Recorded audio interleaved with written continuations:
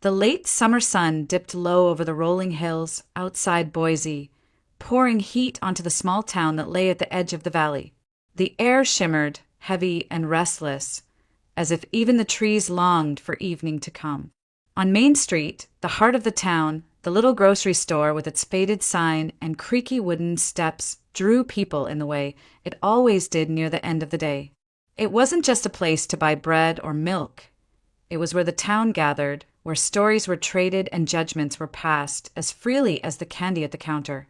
That evening, 3 women stood outside the store, their shopping bags resting on the bench, voices carrying in the thick, still air. Martha Jenkins, her hair pinned up tightly in a bun that seemed older than her years, shook her head as if she couldn't quite believe what she had heard. Beside her, Betty Collins leaned forward, eager, her eyes bright the way they always were when a new piece of gossip came her way. Gloria Simmons, quieter but no less judgmental, pursed her lips, waiting for the moment to add her own comment. "I told you," Martha said, fanning herself with a folded receipt. "That girl Evelyn just up and left. Left the baby right there with Mark. Barely 4 months old, and she just walked out."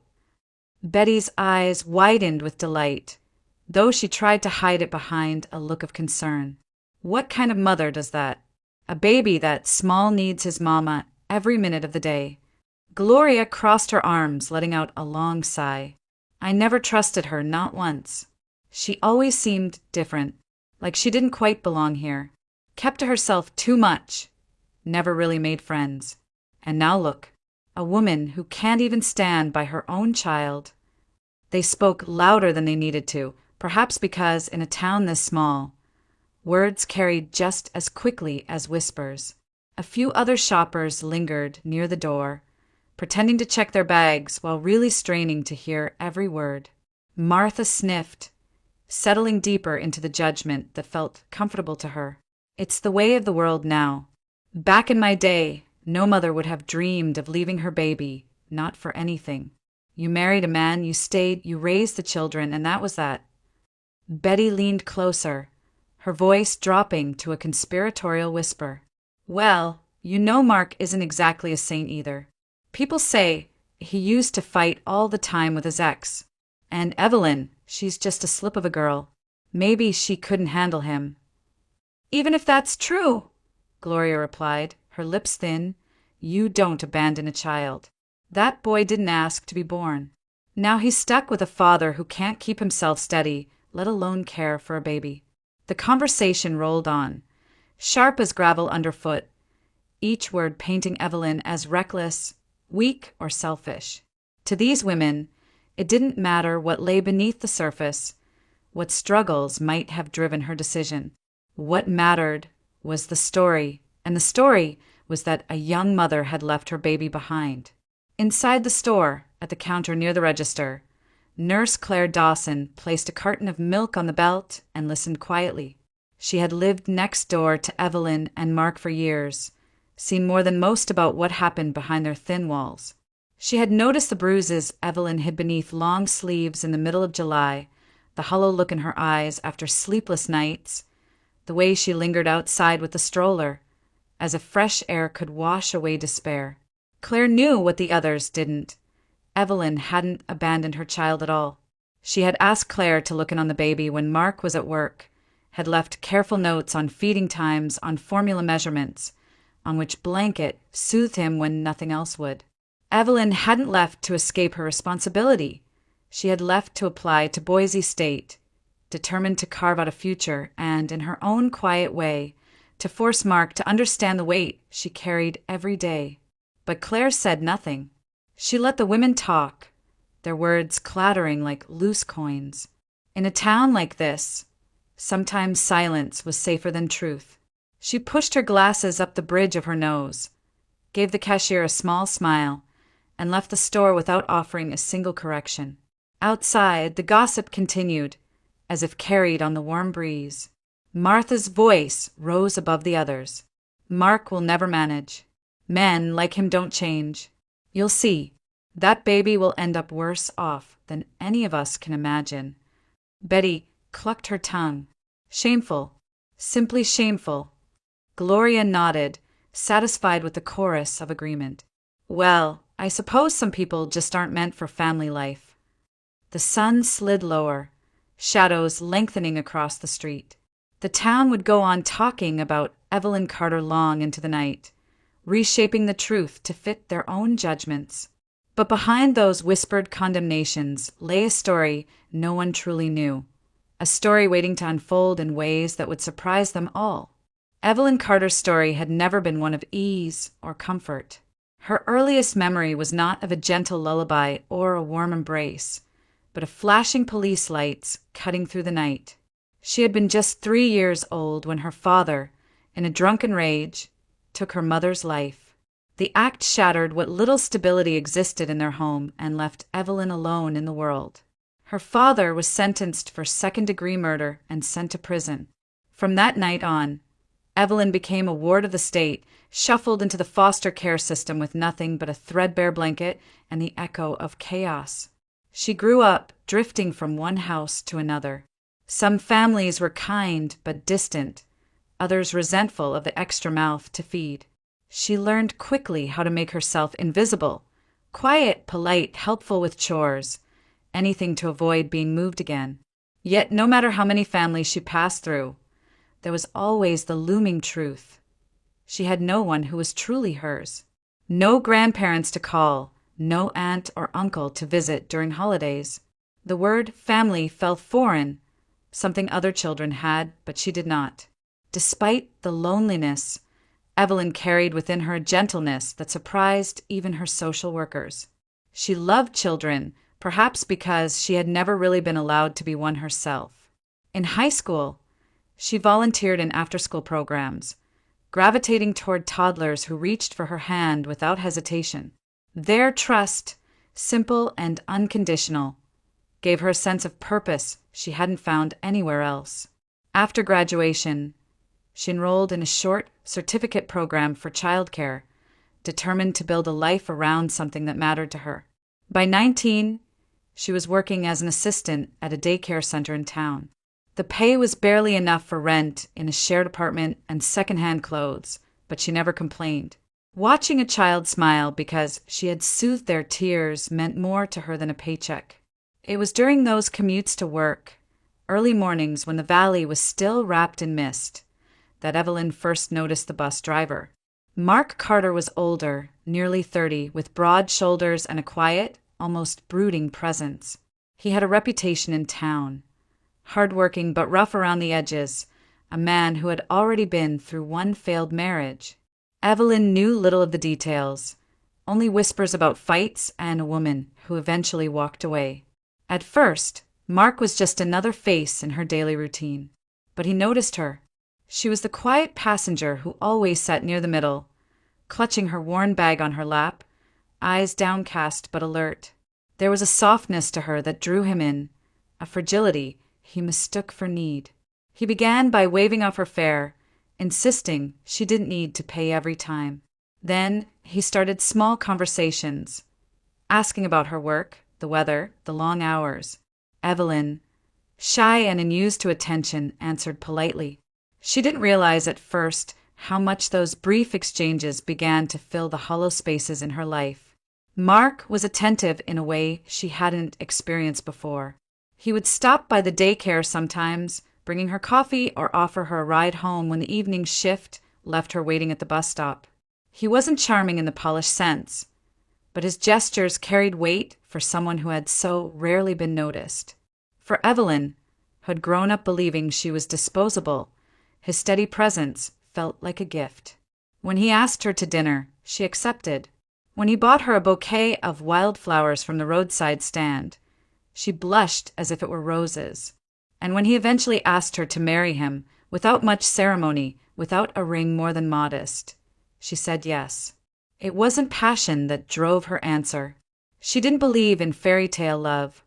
Her life had taught her better. What she craved was security, a place to belong, someone who would say, "You're mine," and mean it. Mark, with his steady job and his quiet insistence, seemed to offer exactly that. The wedding was simple, almost rushed. A courthouse ceremony, a handful of signatures, and they were husband and wife. No family to witness it on her side. Only a co-worker who hugged her afterward and whispered a quick blessing. Evelyn told herself it didn't matter. What mattered was that she finally had a last name that wasn't temporary, a home where she could close the door at night and know it wouldn't be taken away. Yet beneath the fragile joy lingered an unspoken truth. Evelyn had married not out of love, but out of a deep hunger for stability. She believed affection might grow with time, that kindness could evolve into love if she worked hard enough. She was willing to give herself to the hope of it, even if the spark was never truly there. For Evelyn Carter, it felt like the beginning of safety. What she didn't yet know was that safety in Mark's world came with conditions, rules written in silence, demands she had not yet been asked to meet. At first, Evelyn believed the quiet of married life would bring her peace.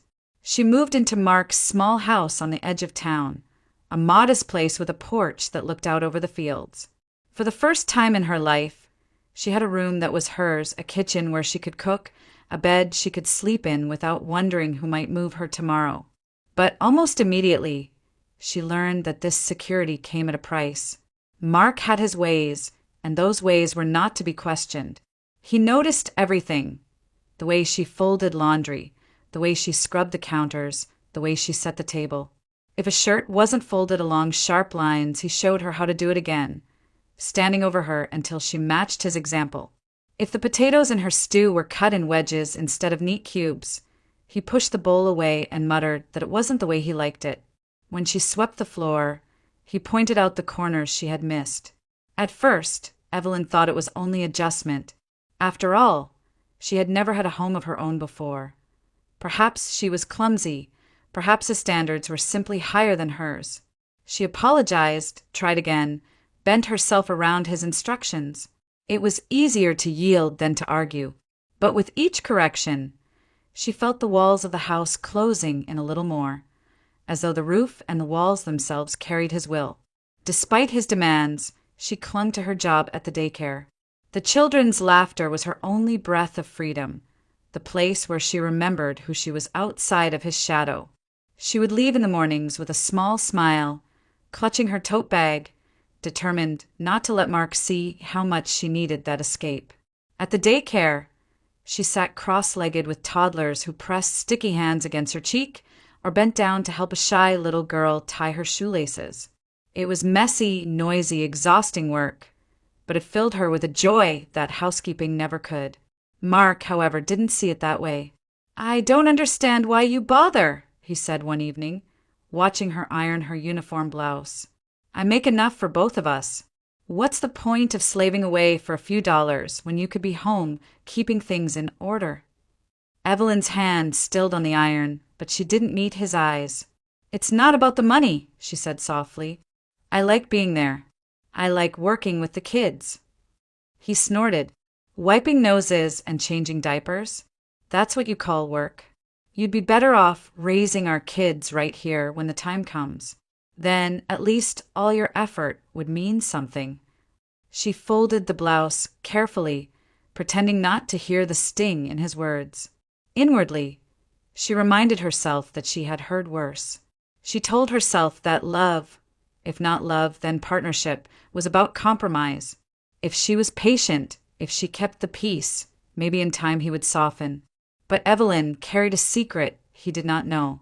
At night, after he had fallen asleep in front of the television, she would sit quietly at the kitchen table with her old laptop, the screen's glow lighting her determined face. She researched programs at Boise State University, scrolling through requirements for early childhood education. She read about classes, student teaching, and the possibility of one day becoming not just an assistant, but a licensed teacher. The idea felt daring, almost dangerous. She could picture herself standing at the front of a classroom, her voice calm and sure, the children looking up at her with trust. It was a vision of a life she hadn't dared imagine before. She didn't tell Mark. She knew what his response would be: derision, perhaps anger. He would never approve of tuition costs or of her leaving the house for more hours each week. To him, a wife's place was at home. keeping dinner warm and shirts pressed. So she kept it hidden, tucked away like a fragile seed. Her dream might take years, might require courage she didn't yet possess, but it lived within her all the same. And though Mark's voice was the one that echoed loudest in the house, Evelyn carried another voice, quieter but steady, the one that whispered she was meant for more than this. When Evelyn told Mark she was pregnant, his reaction was almost boyish, a flicker of genuine joy that caught her off guard. He lifted her off her feet in the kitchen, spinning her once before setting her down, the rare sound of laughter breaking through his usual gruff tone. For a moment, Evelyn allowed herself to believe this child might change everything, that it might soften his edges, that it might bring them closer together. But joy quickly hardened into control. From the day she showed him the ultrasound, Mark began issuing rules. No more heavy lifting. Don't take the bus. Don't eat that. Doctor says it's not good. Every action was met with correction. Every decision questioned. He reminded her daily that her most important job was to protect the baby. When she insisted on continuing to work at the daycare, he frowned. Why stress yourself with other people's kids when you should be resting? You've got one of your own to think about now. Evelyn smiled tightly, unwilling to argue. She needed her job, not just for the income, but for her sanity. The hours spent among children's laughter kept her from drowning in the silence of their house. At the daycare, she still felt like herself. But at home, under Mark's watchful eyes, she was nothing more than an incubator, a vessel for the child he wanted. As her belly grew, so did his expectations. He expected hot meals ready on the table, laundry folded precisely, and the house spotless despite her exhaustion. If she forgot to vacuum or sat down too long in the afternoon, he made a pointed comment. You've got plenty of time to rest when the baby comes. Right now, you should keep the house in order. It's not that hard. Evelyn said nothing, biting her lip to keep from crying. She didn't tell him about the backaches that left her doubled over, or the nights when she lay awake, her mind racing with worry. When the baby finally came, it was after a long, grueling labor that left her drained. Their son was born small, his cries thin and feeble. The doctors assured her he was healthy enough, but warned he would need extra care. Evelyn cradled him in trembling arms, her heart aching with love and fear in equal measure. She whispered his name softly, over and over, as though saying it might anchor him to the world. Mark's pride shone in the hospital room, but it quickly gave way to criticism once they returned home. The baby cried endlessly, through the day, through the night, refusing to settle no matter what Evelyn tried. He spit up formula, arched his tiny back, screamed until his face turned red. Evelyn walked the floors for hours, her body aching, her eyelids burning from lack of sleep. You must be doing something wrong, Mark snapped when he came home from work to find her pacing with the baby. All day you're here and he still cries like that? You worked in childcare, didn't you? Shouldn't you know how to handle your own son? Evelyn's lips quivered. I've tried everything. He just won't stop. Mark's glare hardened. This is because you kept working while you were pregnant. I told you it was too much stress. You didn't listen and now look. A weak baby, all because you wouldn't quit that stupid job. The words cut deeper than any wound. Evelyn turned her face away so he wouldn't see the tears sliding down her cheeks. Nights blurred into days. The baby's cries became a constant backdrop to her life, a sound she could no longer escape. She stopped brushing her hair, stopped looking in mirrors. Meals were forgotten, laundry piled high. She had no energy left for anything but rocking the baby, whispering prayers into the dark, begging him to sleep. Mark grew more distant, coming home with a scowl when dinner wasn't ready, when the house smelled of sour milk and dirty diapers. His disappointment hung in the air, heavy as the baby in her arms. Other women managed just fine, he muttered. What's wrong with you? Evelyn began to believe him. Her chest ached with guilt every time her son wailed. She told herself she was failing failing as a wife, failing as a mother. She felt herself slipping into a fog she couldn't climb out of, a place where even hope felt unreachable. The doctors called it postpartum depression. Evelyn didn't have words for it. She only knew she was drowning. And in the middle of that drowning, she realized one truth. No one, least of all Mark, would pull her from the water. The weeks after the baby's birth should have been tender, filled with lullabies and soft light. For Evelyn, they blurred into something far darker. Her son's constant cries gnawed at her nerves until even silence felt unbearable, as though it only hid the next storm. She wandered the house in sweatpants and wrinkled shirts, hair uncombed, skin pale. Exhaustion clung to her like a second skin. Mark's voice cut through that exhaustion like a blade. He came home to a sink full of bottles, toys scattered across the floor, a wife slumped in a chair with a crying baby pressed against her chest. His disappointment never softened, it sharpened. "Look at you," he said one evening, tossing his jacket onto the couch. "You can't even keep yourself together. Do you know what the guys at work say about their wives? How put together they are. Fresh makeup, dinner on the table, kids bathed and smiling. And I come home to this mess." Evelyn tried to explain, her voice thin, that the baby hadn't slept for more than 20 minutes at a time, that she hadn't eaten since morning. But her words only fueled his disdain. "Excuses," he snapped. "Do you know how hard other women work? Take Lisa down the street. 2 kids, both well-behaved, and she still looks like she could be in a magazine. Or Sarah, always smiling, how spotless. Why can't you be more like them?" The comparison struck harder than his words alone. Each name, each example of another woman's supposed perfection, chipped away at Evelyn's fragile sense of self. She stopped answering. She learned to lower her gaze, to nod silently until his anger ran out. But sometimes anger turned physical. The first time it was an open-handed shove when she moved to, slowly clearing the table. The second, a sharp slap when she dared to argue that the baby's cries weren't her fault. She told herself it wasn't serious, that it would never happen again. Yet the bruises bloomed across her arms and cheekbones, small shadows she tried to cover with long sleeves and careful makeup.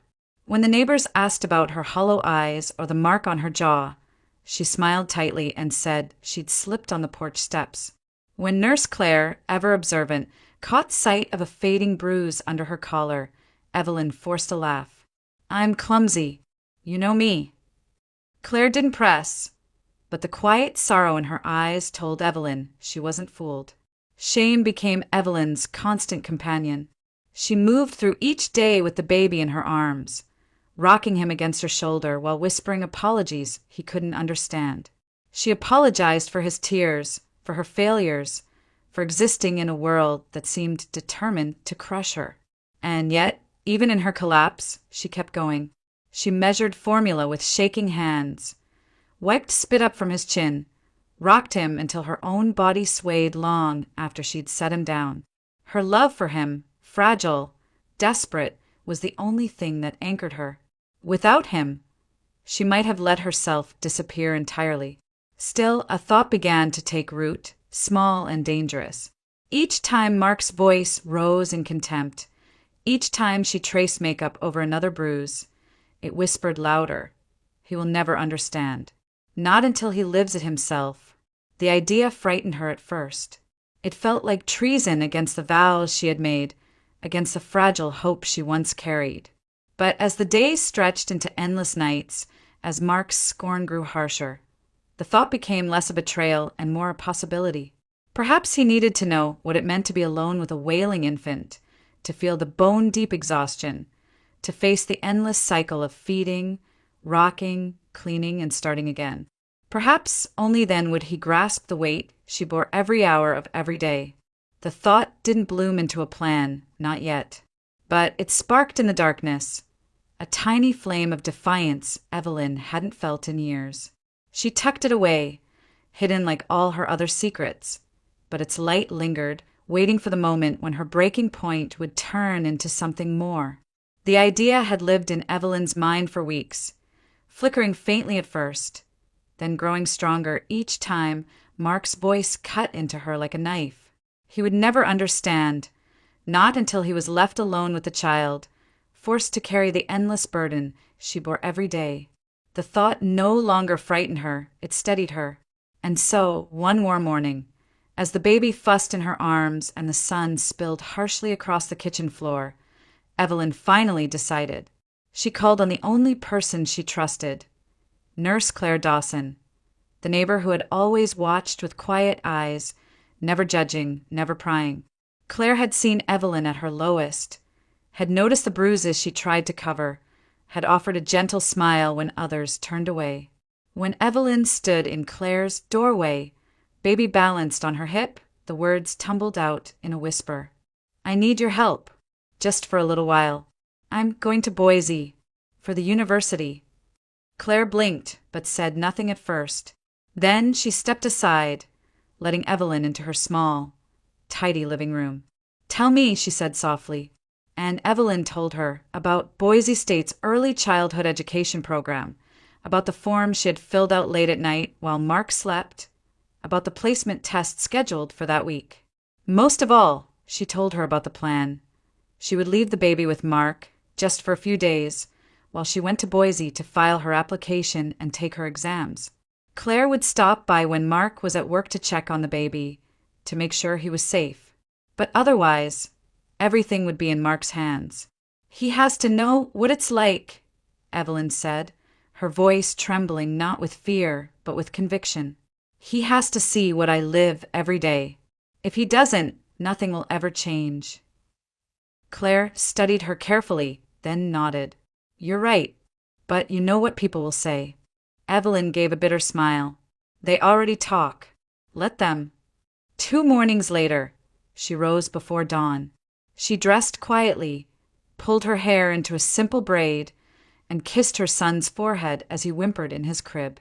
Her bag was packed with the barest essentials, a change of clothes, her documents, and the address of the admissions office. She left instructions on the kitchen table, detailed notes on feeding times, formula measurements, and bedtime routines. She imagined Mark rolling his eyes, scoffing at her neat handwriting. Still, she left them. When Mark came home that evening, he found the note and the baby, but not his wife. The town noticed her absence almost immediately. In a place where even a new haircut sparked speculation, the disappearance of a young mother was fuel for a fire. Outside the grocery store, voices rose in judgment. She left? Just like that? Martha gasped, clutching her shopping bag to her chest. With the baby still nursing age? Betty added, though she knew little of infant care herself. What kind of woman does that? Gloria shook her head gravely. A selfish one. Always knew she didn't have it in her. Now that poor child is stuck with Mark. The story grew with each telling. Some said Evelyn had run away to start a new life.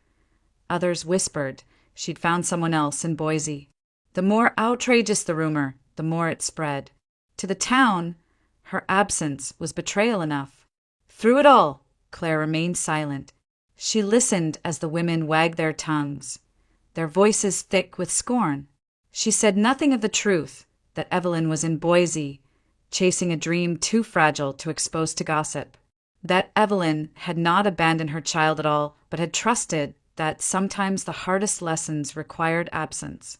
When Claire stopped by the Carter house in the evenings, she saw Mark's struggle firsthand. He tried to hold the baby, rocking him with stiff arms, muttering curses under his breath when the crying didn't stop. The bottles piled in the sink, laundry scattered across the couch. Mark's eyes grew heavy, his hair unkempt, his patience thin. And still the baby cried. Claire wanted to help, to reach for the child and give Mark a moment's peace. But Evelyn had been clear, don't do it for him. Just make sure the baby is safe. So Claire stood back, offering only a word of reassurance before leaving. Each night, as the town buzzed with stories of Evelyn's supposed betrayal, Claire carried the truth quietly in her heart. She knew Evelyn had not walked away out of weakness. She had walked away out of strength, out of the desperate need to be heard in a marriage where her voice meant nothing. And somewhere on the highway between Boise and that small Idaho town, Evelyn pressed her forehead against the bus window and whispered to herself, "This is the only way." The first night without Evelyn seemed manageable enough. Mark told himself he could handle it. After all, how hard could it be? He had worked 12-hour shifts behind the wheel of a bus, wrestled with drunks, driven through winter storms. One crying baby couldn't be worse than that. But by midnight, his confidence had already cracked. The baby's wails pierced the silence like sirens, sharp and relentless. Mark tried everything, bouncing him against his chest, pacing the narrow hallway, humming tunelessly under his breath. Nothing worked. The boy's tiny fists beat against his father's shirt as if to protest the very world he'd been born into. By dawn, Mark's eyes burned from lack of sleep. The kitchen was a battlefield. Half-washed bottles cluttered the sink, powdered formula dusted the counter like spilled flour, and a damp burp cloth lay crumpled on the table. The baby finally dozed in his arms, but the peace lasted only minutes before the cries started again. Mark muttered curses, though not at the child so much as at his own helplessness. He fumbled with the formula, spilling half the scoop on the floor. The baby screamed louder while he shook the bottle, the sound drilling into his skull until his hands trembled. When he finally managed to feed him, the baby spat most of it back up, leaving milk stains down the front of Mark's shirt. By the second day, the house no longer looked like a home. Dirty onesies piled on the couch. Damp diapers filled the trash, and the faint sour smell of formula clung to every surface. Mark staggered through the mess, shirt untucked, hair unwashed, clutching his son with the same desperation Evelyn had carried for weeks. He thought of the times he had complained about coming home to a sink of dishes, about dinners reheated instead of fresh. Now he stared at the chaos and realized he couldn't even summon the strength to boil water. Exhaustion hollowed him. Each time he tried to lay the baby in the crib, the cries rose again, thin but merciless. So he carried him everywhere, while heating bottles, while trying to shovel down a sandwich, while collapsing onto the recliner only to jolt awake seconds later. His arms ached, his back throbbed, but he dared not let go. In the evenings, when the sun slid behind the hills and the house fell into shadow, loneliness pressed down harder than fatigue.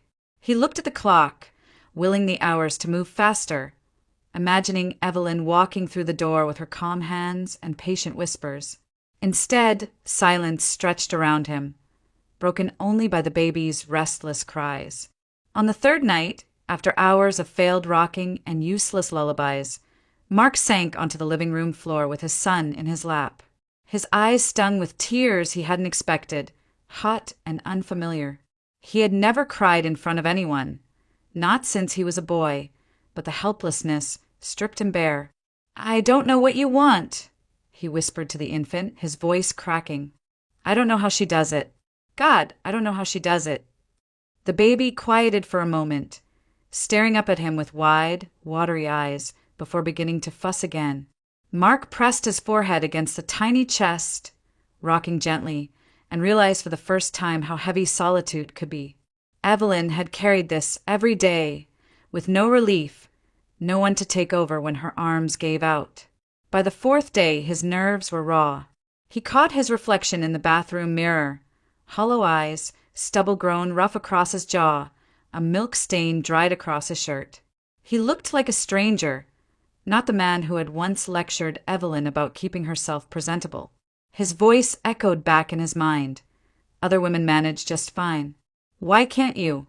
The irony seared him. He couldn't manage at all. When the baby finally fell asleep that afternoon, Mark sat in the rack of the living room, staring at the bottles scattered across the coffee table, the diapers stacked in the corner, the laundry spilling out of the basket. He felt a heaviness in his chest, deeper than fatigue. It was something closer to shame. For the first time, he admitted the truth. He couldn't do this alone. He needed Evelyn. The thought humbled him in a way nothing else had. She wasn't weak. She wasn't lazy. She was stronger than he had ever given her credit for. and he, left alone with the child, was breaking. That night, with his son finally asleep on his chest, Mark whispered into the dark, "Come back, Evie. Please." The house gave no reply, only the steady rhythm of the baby's breathing. But the words lingered, raw and real, carrying more honesty than anything he had spoken in years. By the 5th day, Mark was unraveling. The sleepless nights had stripped him of pride, and the endless cries of his son had worn his nerves thin as paper. He no longer bothered with the dishes, no longer tried to keep the house in order. His only focus was keeping the baby alive, feeding, rocking, pacing, begging. That evening, after the child had finally dozed off in his arms, Mark sat in the darkened living room, staring at the glow of the phone on the coffee table. He had resisted calling Evelyn for days, clinging to his pride, convinced he could prove her wrong. But now, pride felt useless, a weight he could no longer carry. With trembling fingers, he dialed her number. The line rang once, twice, then clicked. Her voice, quiet and cautious, answered on the other end. For a moment, he couldn't speak. His throat tightened, and the words tangled there. When they finally came out, they were nothing like the harsh commands he used to throw at her. "Evelyn, it's me," he whispered. "Please, I can't do this anymore." There was silence, just the faint sound of her breathing. "I thought I could handle it," he went on, his voice breaking. "I thought you were exaggerating, that you just didn't try hard enough. God, I was wrong. I was so wrong. He cries all the time. He won't eat, he won't sleep. I can't even put him down for a minute. I don't know how you've done this day after day. I don't know how you've kept going." He pressed a hand over his eyes, swallowing hard against a sob that threatened to rise. "I said terrible things to you. I compared you to other women, called you names, blamed you for everything. But I see it now. You were holding this family together, and I was tearing it apart." Still, Evelyn said nothing. "Please," he whispered, desperation raw in his voice. "Come home. I miss you. He misses you. We need you. I need you. I swear I'll change. I'll help, I'll listen. Just don't leave me like this." On the other end of the line, Evelyn's hand tightened around the phone. She sat in a small rented room in Boise, the application papers for Boise State stacked neatly on the desk. Her heart ached hearing his voice, so broken, so unlike the man who had once belittled her daily. Yet she remembered every bruise, every sharp word, every night spent crying in silence. She didn't trust his promises, not yet. She had heard apologies before, followed by the same patterns.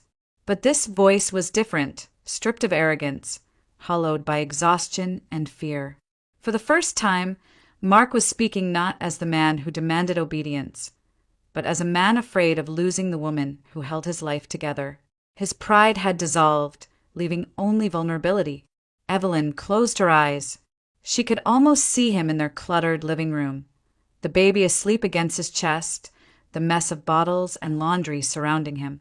For once, he was tasting the chaos she endured daily. But she didn't answer his plea. She let the silence linger, heavy and deliberate. Finally, she said softly, "I'll be back, but not yet." Mark inhaled sharply. "Please don't. Not yet," she repeated, her voice firm though her heart trembled. "You need to understand, Mark. Really understand. I'll come home when I know you do." The line went quiet, but she didn't hang up right away. She listened as his breath shuddered on the other end, as though he was holding back tears. Then, softly, she ended the call. Mark lowered the phone to his lap, staring at the dark screen. The silence of the house pressed in around him. For the first time in his life, he felt not just tired, not just frustrated, but afraid. Afraid of what life would look like without her. As the baby stirred in his sleep, Mark bent over and whispered, "I'll make it right, Evie. I swear I'll make it right."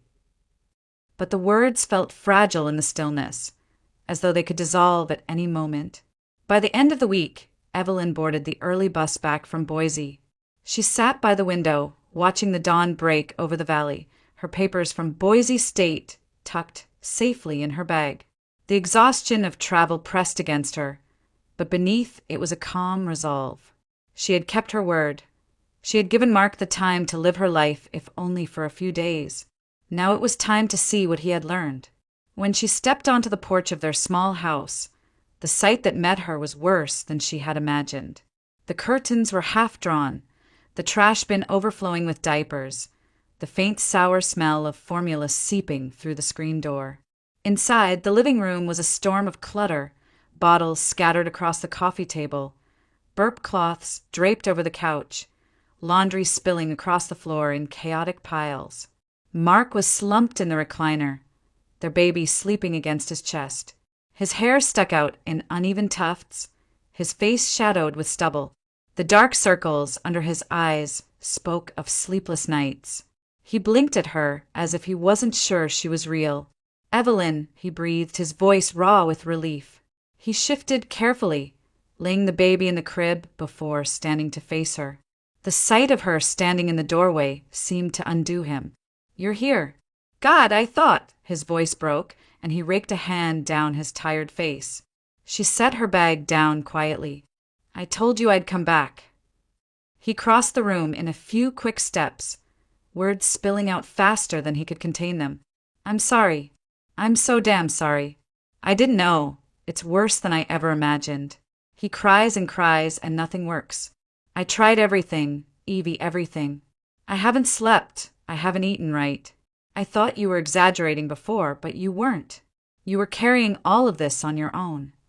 His voice cracked again, and he sank onto the couch, looking up at her with something she had never seen in him before. Humility. "I was wrong. About you, about everything. I should have helped. I should have seen how much you were doing. I was blind and I hurt you. Please forgive me." For a long moment, Evelyn only stood there, the weight of his words hanging between them. She remembered every slap, every insult, every comparison to other women. She remembered the nights she had rocked their son until her arms gave out, while Mark sat oblivious in another room. His apology didn't erase those wounds. Yet she could also see the man before her now, not arrogant, not sneering, but broken and humbled. The chaos of the house testified more than his words ever could. He had tasted the reality she lived every day, and it had nearly undone him. "I believe you," she said finally, her voice steady. "I believe you know now how hard it is. But things can't go back to the way they were. I won't let them." Mark looked up quickly. "I'll change. I swear I will. Whatever it takes." "I'm going to keep working at the daycare," Evelyn continued, her chin lifting slightly. "And I'm going to Boise State. I've already filed my application. I won't give that up. Not for you, not for anyone. If we're going to make this marriage work, you need to understand that my life matters too. My dreams matter." He opened his mouth to argue, then closed it again. The fight seemed to drain from him, leaving only weary acceptance. "You're right," he said softly. "You deserve that. More than anyone. I'll figure it out. I'll do better." Evelyn studied him for a long moment. She didn't trust promises easily anymore, but she could see the change, not complete, not permanent, but real. He had been forced to walk in her shoes, and the lesson had left its mark. She moved past him, picking up their son from the crib. The baby stirred but settled quickly in her arms, his tiny body curling against her with familiarity. Evelyn kissed his soft hair, closing her eyes as relief washed over her. Behind her, Mark stood silently, watching her with a mixture of awe and regret. He didn't try to touch her, didn't press for more than she was willing to give. For once, he seemed to understand that her presence was not owed to him. It was a choice she had made, and one she could unmake if he failed again. Evelyn opened her eyes, meeting his gaze across the cluttered room. "If you want this family to survive, Mark, it won't be on your terms anymore. It'll be on ours. Equal. Do you understand?" His voice was low, but there was no hesitation. "I understand." And for the first time, Evelyn almost believed him. The weeks that followed Evelyn's return were not easy, but they were different. Mark, once quick to criticize, now held his tongue. He stumbled often, burning dinner, folding laundry into awkward lumps, forgetting to add detergent to the washer, but he tried. And that effort, more than perfection, shifted the rhythm of the household. In the mornings, he rose earlier to take the baby so Evelyn could rest an extra hour. In the evenings, he carried groceries, changed diapers, even took turns pacing the floor when their son refused to settle. The tasks that once seemed invisible to him now carried weight. He no longer assumed they happened on their own. He knew who had carried them all along. It wasn't transformation overnight.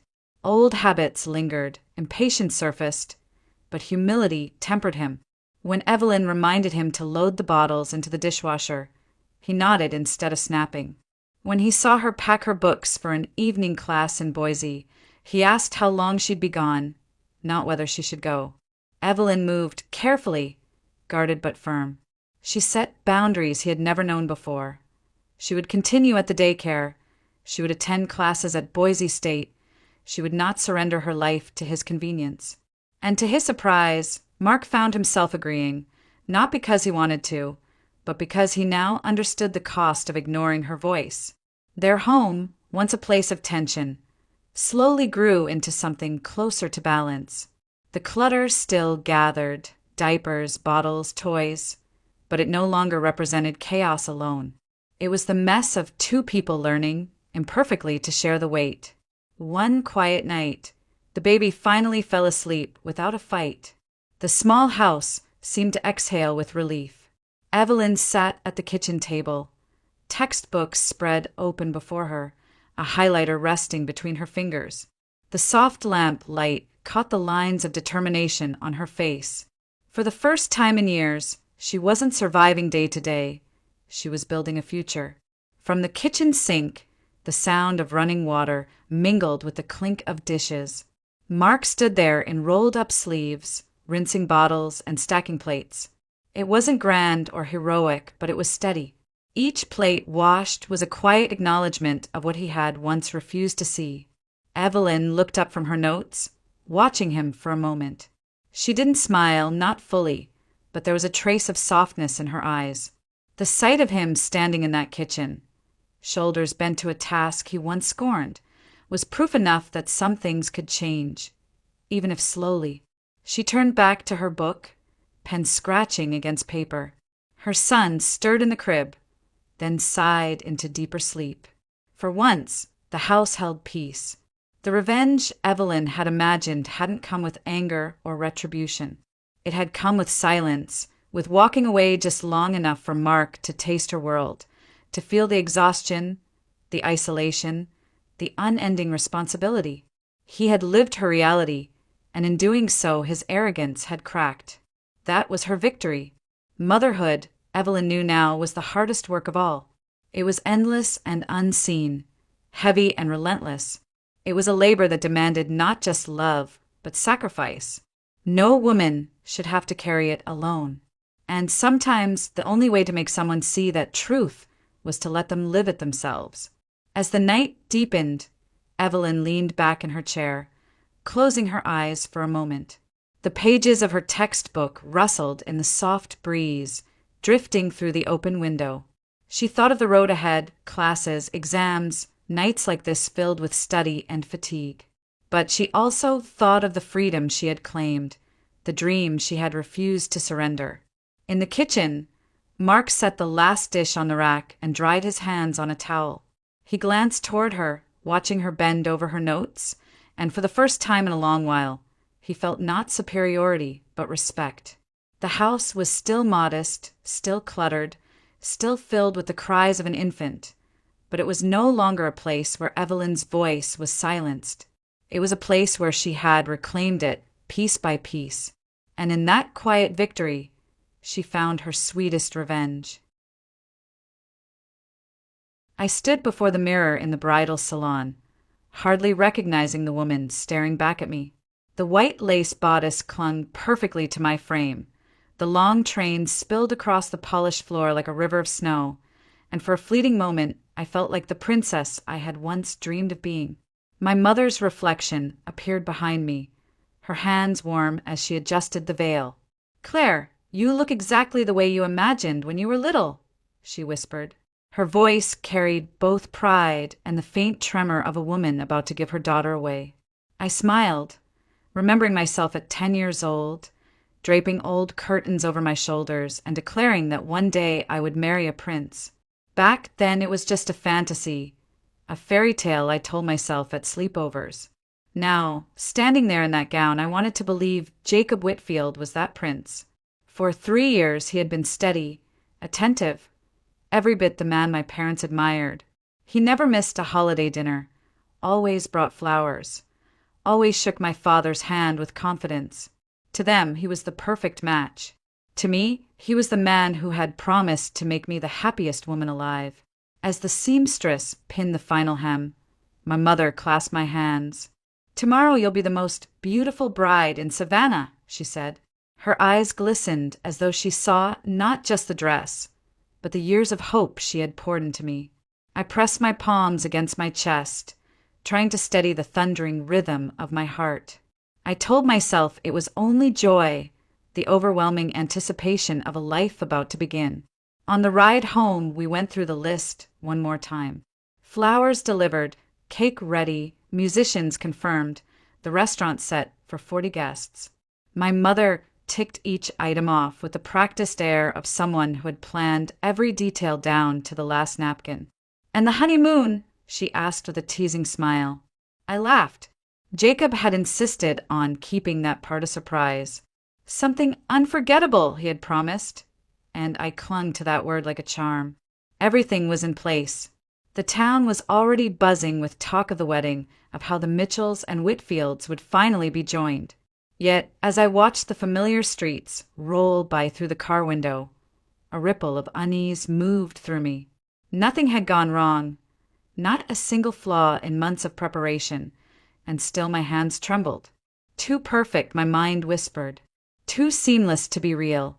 I shook the thought away quickly, forcing a laugh. "All brides get nervous," I told myself out loud, ignoring the cold flicker that had settled deep in my chest. Tomorrow was supposed to be the happiest day of my life, and I wanted so desperately to believe it would be. Back at home, I carefully hung the gown in my closet, letting the soft silk brush against my fingers one last time before I closed the door. Tomorrow, that dress would carry me to the altar. My mother was in my room, folding linens into the cedar chest that had been set aside for me since childhood. "Claire," she said gently, "are you truly ready for married life?" I laughed a little too quickly. "Mom, Jacob, and I have talked about everything. He wants children, and so do I. We'll live in his apartment until we can buy a bigger place. It will all work out." She nodded, pleased, and then reminded me of what my father had prepared. The downtown condo already signed over in my name. The new car waiting in the driveway. The savings set aside to help us start. It was the kind of dowry every family in Savannah whispered about, and I knew she mentioned it with pride. But hearing it out loud made something twist inside me. "Mom, I don't care about any of that," I said, sitting down on the edge of the bed. "What matters is that Jacob and I love each other." The words came easily, but as soon as they left my mouth, a shadow of doubt slipped in.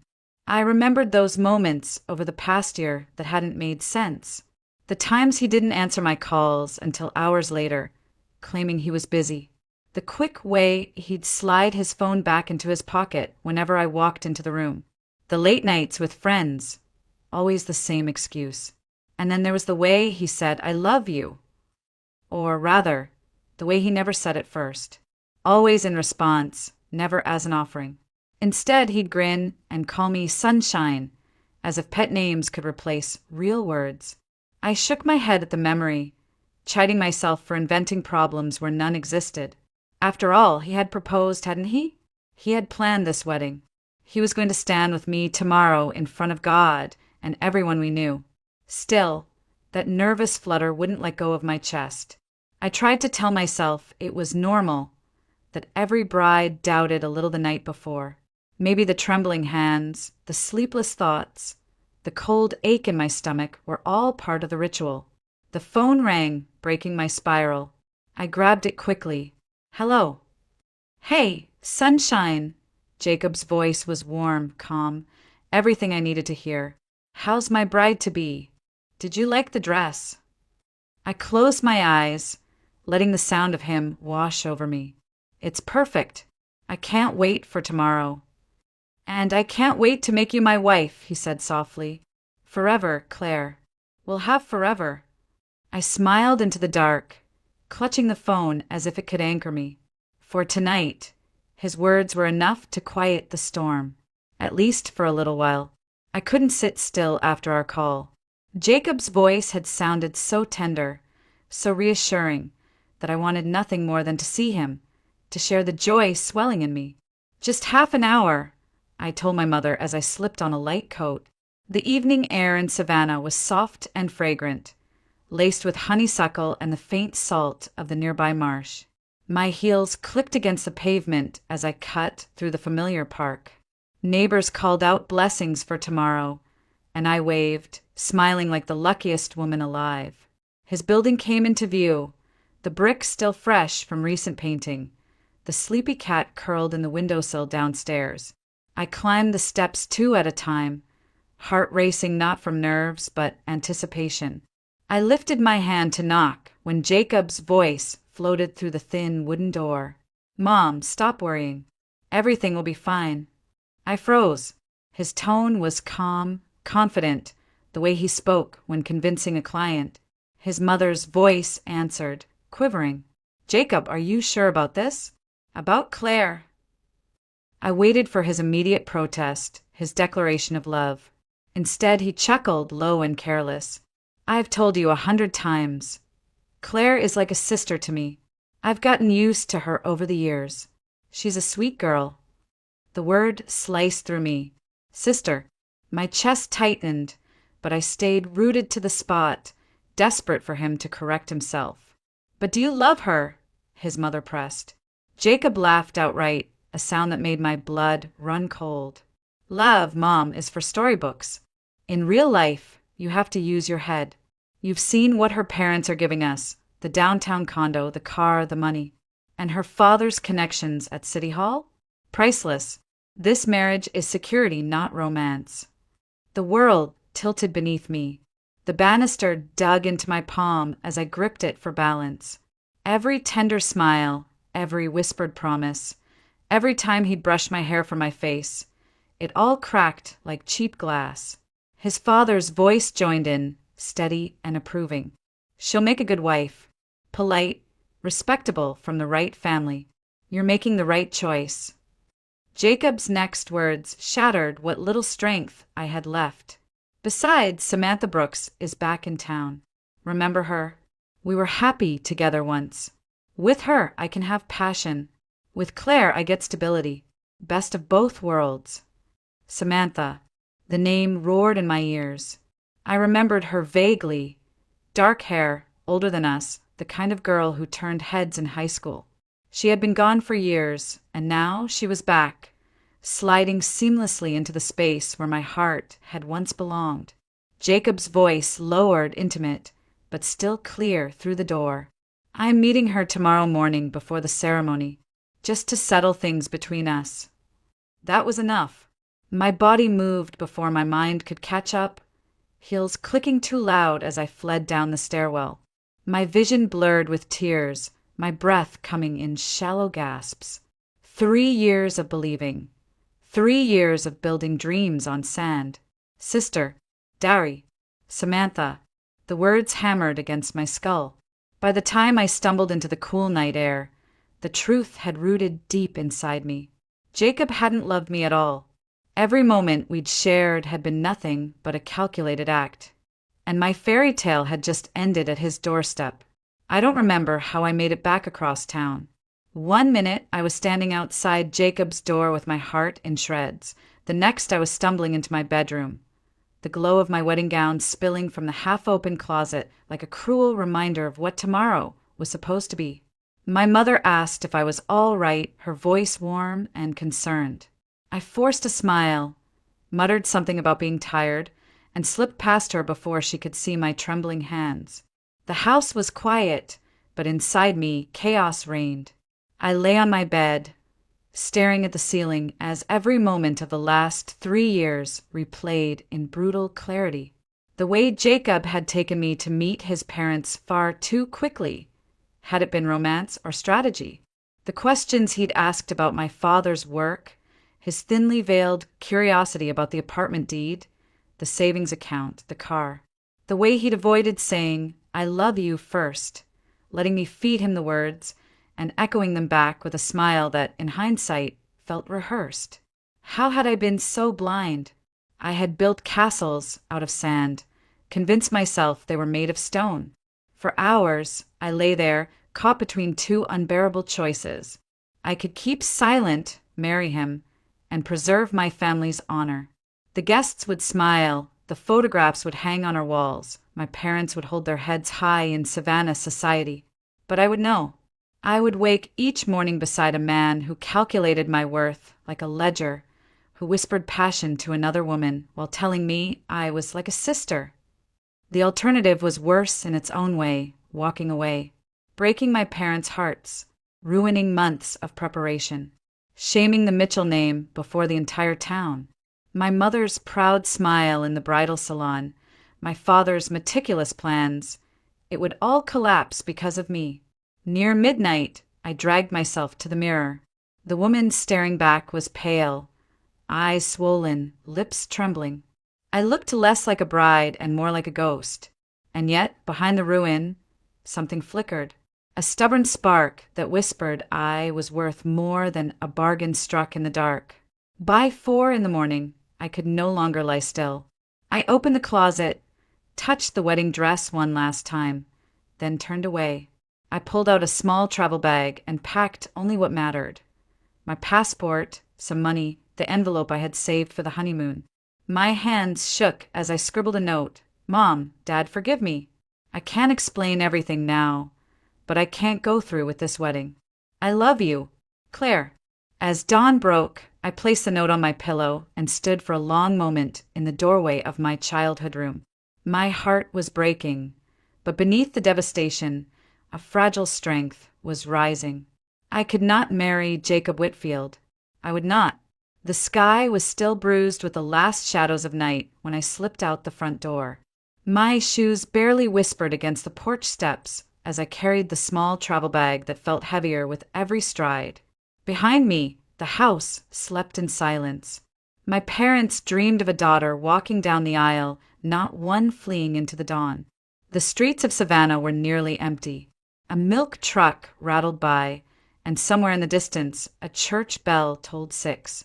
I kept my eyes forward, clutching the handle of my bag as though it were the only anchor I had left. The bus station smelled of diesel and coffee. Its fluorescent lights hummed as I walked up to the counter.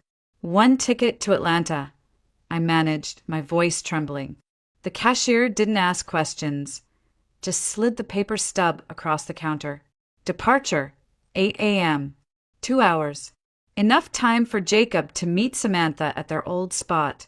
Enough time for my parents to discover the note on my pillow. My stomach turned at the thought. I stepped outside, searching for a quiet corner. My hands shook as I pulled out my phone and dialed Hannah. She answered groggily, her voice thick with sleep. "Claire? What on earth? There's no wedding," I cut in. "Hannah, please listen. Tell my parents I'm safe, but I can't marry Jacob." There was a stunned pause. "Claire, what are you talking about? Did something happen?" "I can't explain right now. Just make sure they know I'm alive." My throat tightened. "I'm sorry. I have to go." I hung up before her questions could pin me down. The guilt came in waves, my mother's tears, my father's fury, the shame they would feel when guests arrived to an empty altar. My whole life they had given me everything, and this was how I repaid them. By running. By destroying the day they had so carefully built. Yet another voice rose inside me, firmer, stronger. How could I stay? How could I vow forever to a man who loved someone else, who saw me only as a transaction? To marry Jacob would have been the greater betrayal, not just of myself, but of the family who raised me to value honesty. When the bus doors finally opened, I climbed aboard, my chest tight with fear. The seats smelled faintly of vinyl and dust. I slid into one by the window and pressed my forehead to the glass. As Savannah rolled away, my reflection stared back, a runaway bride with no plan beyond the next mile. I was terrified of poverty, of loneliness, of being swallowed by a city that didn't know my name. But beneath the fear was something sturdier, almost defiant. I had chosen truth over deception. Whatever waited for me in Atlanta, at least it would be real. The bus rumbled north, each mile carrying me farther from the life I'd known. I pressed my forehead against the glass, watching the low country fade into pine forests. My phone buzzed. Hannah's name lit up the screen. My stomach knotted before I answered. "Claire, what did you do?" Her voice was frantic, low as if she had ducked into a hallway to keep from being overheard. "Your parents found the note at 7 this morning. Your mom is beside herself. Your dad, he nearly called the police before I told him you were safe." I swallowed hard, unable to picture their faces without a stab of guilt. "Hannah, I couldn't marry him." "I know, but the guests are arriving, Claire. They're all dressed, gifts in hand, waiting at the restaurant. Jacob's there too. He's telling everyone you're sick, but," she hesitated, "people are whispering. The neighbors are saying you ran away." The words struck like a hammer. Ran away. That was exactly what I had done. In Savannah, news traveled faster than wildfire. By sunset, the entire town would know. Hannah's voice cracked. "Your mother was crying so hard she couldn't finish a sentence. And your dad, he kept pacing, saying she wouldn't do this without a reason." Jacob looked pale as a ghost, Claire. He tried to laugh it off, but no one believed him. I closed my eyes, letting her words paint the scene I would never see.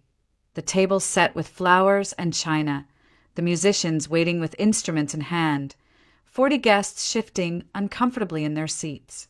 My parents forced to stand in front of them with nothing but a crumpled note. And Jacob, cornered by whispers, his perfect reputation slipping away as neighbors leaned close to trade theories. "What are they saying about me?" I asked quietly. "That you got cold feet.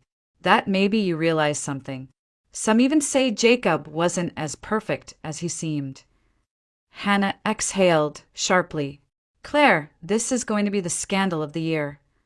I almost laughed, though the sound caught in my throat. "Then let it be. Better a scandal than a lie." The bus hissed to a stop in Atlanta, and the driver called out the station name. I gathered my bag with shaking hands.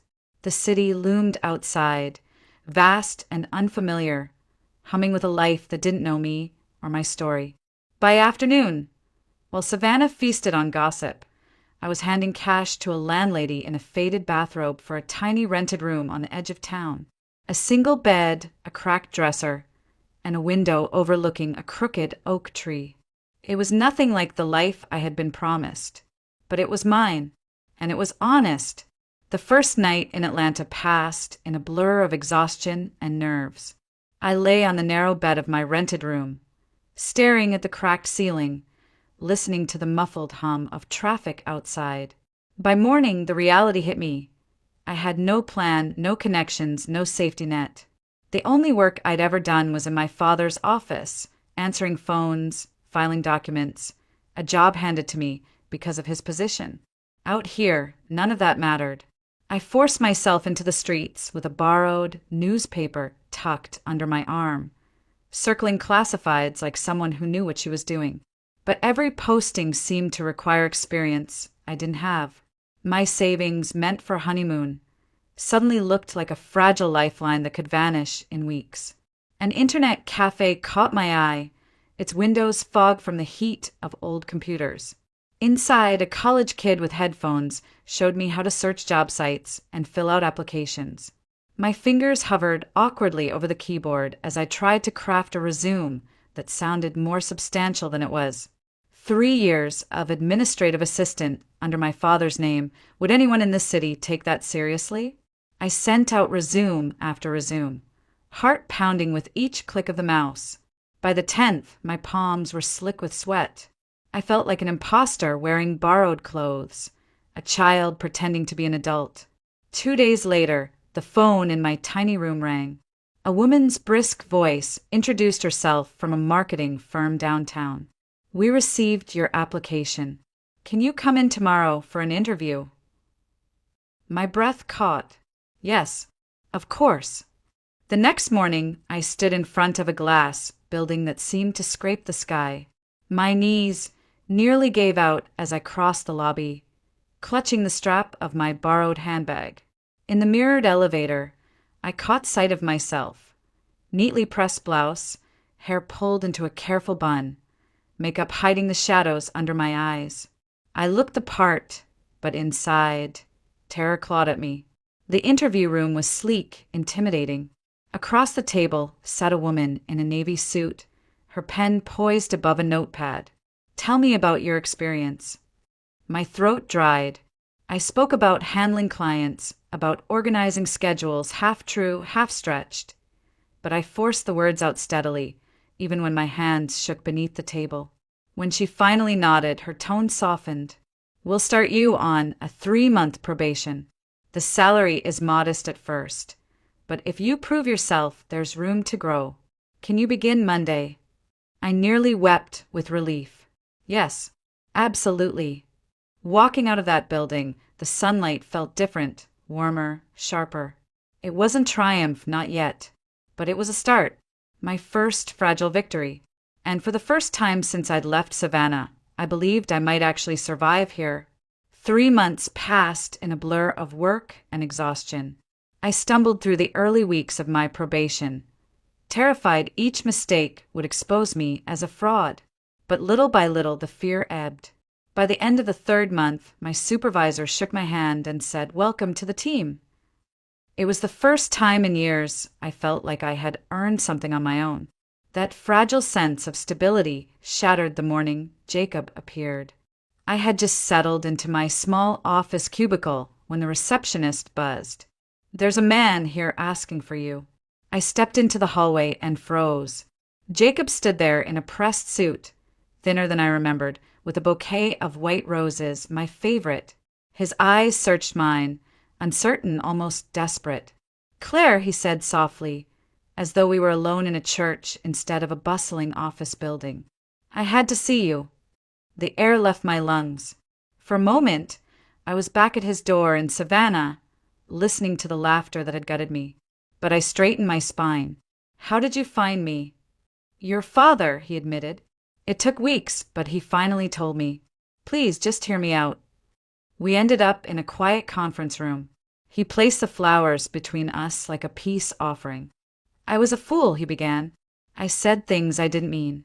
I thought marriage was about stability, but when you left, I realized what I lost. I love you, Claire. Truly." I felt my jaw tighten. "Stop. I heard every word you said that night, every single one. I heard you laugh when your mother asked if you loved me. I heard you promise Samantha that you'd meet her on the morning of our wedding." His face went pale. You heard that?" "Yes. And the call. You told her you loved her while you were planning a life with me." My voice was steady now, steel beneath the hurt. "So don't stand here and tell me you suddenly love me now that I've walked away." He leaned forward, desperation leaking into his voice. "I was wrong. I thought I could have both. But I swear losing you showed me the truth. I want only you." I shook my head slowly. "No, Jacob. You didn't lose me because you made a mistake. You lost me because you never saw me as more than a convenient purchase. And I deserve more than that." Silence stretched, broken only by the hum of the air conditioner. For the first time, I saw him not as the man who had betrayed me, but as someone small, powerless against the choices he'd made. Later that week, I shared coffee with Roman, a colleague from the marketing team. He didn't bring flowers or grand speeches. He asked how my presentation had gone, listened when I vented about deadlines, and laughed at my nervous jokes. There were no masks with him, no hidden motives. Just honesty. Walking back to the office beside him, I realized Jacob no longer had power over me. The past had knocked at my door, and I had finally closed it. A year passed before I set foot in Savannah again. My mother's birthday drew me home, and though the thought of returning filled me with unease, I knew it was time. Atlanta had become my world. Work, friends, a modest but comfortable apartment. But Savannah was still where I belonged to two people who loved me more than anyone. When the train pulled into the station, I spotted my parents waiting. My mother cried when she saw me, clutching me as though I might vanish again. My father held me longer than usual, his silence speaking volumes. They had forgiven me, though scars lingered. That weekend, relatives gathered for a small celebration. Old neighbors eyed me with a mix of curiosity and something else, respect maybe for the way I had carved out a life after the scandal. Their whispers no longer stung. I had survived them. It was in a quiet cafe the next day that I saw him. Jacob. He stood by the counter, holding hands with Samantha Brooks. A wedding ring gleamed on her finger. They looked settled, comfortable, even happy in the way couples sometimes are when they've finally gotten what they wanted. He noticed me first. For a moment, tension flickered in his eyes, but then he managed a polite smile. "Claire," he said softly. Samantha's gaze sharpened, protective. I nodded, calm. "Jacob." "Samantha." My voice surprised me with its steadiness. There was an awkward pause before he introduced her as his wife. She extended her hand, and I took it. "Congratulations," I said. "I truly hope you're happy." The words weren't forced. To my surprise, I meant them. The bitterness I once carried had dissolved into something else. Acceptance. What happened between us was finished. A closed chapter that no longer dictated my future. As we parted ways, I walked out into the Savannah sun and felt lighter than I had in years. Seeing him didn't ignite rage or longing. It simply confirmed what I already knew. I had let go. That evening, sitting at my parents' kitchen table with the smell of my mother's peach cobbler drifting through the air, I reflected on the woman I had become. I wasn't the naive girl who once measured her worth by a man's attention. I was someone who had rebuilt herself from nothing, who had chosen truth over comfort, integrity over illusion. Back in Atlanta, my life with Roman unfolded slowly. He never rushed me, never demanded promises I wasn't ready to make. We shared dinners after work, long conversations about our pasts, even comfortable silences. His honesty was his greatest gift, and it built a foundation steadier than any dowry or social standing. As the train carried me back to Atlanta after the visit, I looked out the window at the receding fields and knew I had finally found peace. Savannah was part of my story, but it no longer defined me.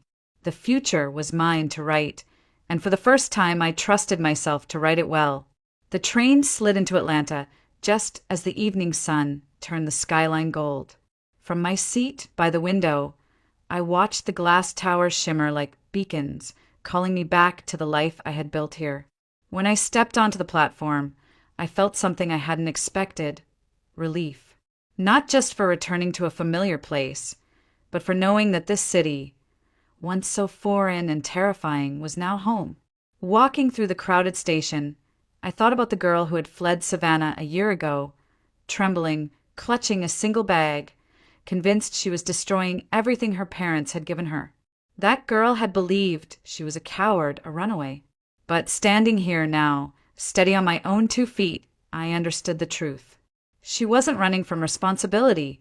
She was running toward freedom. At my apartment, the key turned easily in the lock. The small living room, the second-hand couch, the kitchen that smelled faintly of coffee grounds. It all carried the weight of my effort, my choices. For the first time in my life, everything around me was mine not because of family connections or dowries, but because I had earned it. My parents had embraced me during my visit, and the guilt I carried for so long had softened. They loved me, even if they hadn't understood me at first. They had given me roots, but I had given myself wings. That night, Roman stopped by with takeout in his hands and his usual easy smile. He never tried to dazzle me with grand gestures. Instead, he offered something Jacob never had: honesty. We ate on the couch, shoulder to shoulder, laughing over stories from work. At one point, he reached for my hand, and I didn't pull away. Not because I felt obligated, not because anyone expected it, but because I wanted to. It struck me then how different this love was from the one I had nearly chained myself to. Roman wasn't a calculation, a trade, or a performance. He was simply a man who chose me, and whom I chose back. No masks, no bargains, just us. Before bed, I stood at the window, watching the city lights burn against the night sky. My reflection in the glass looked calm, almost radiant. I thought of the dress, still hanging in my childhood closet, unworn. Once it had symbolized everything I thought I needed. Now it was only fabric. The real gown I wore was made of the choices I had stitched together with trembling hands and stubborn courage. People might still whisper that I was the bride who ran. Let them. I knew better. I wasn't a runaway. I was a woman who refused to live a lie. My escape wasn't madness. It was courage. And because of that, my future, at last, was real.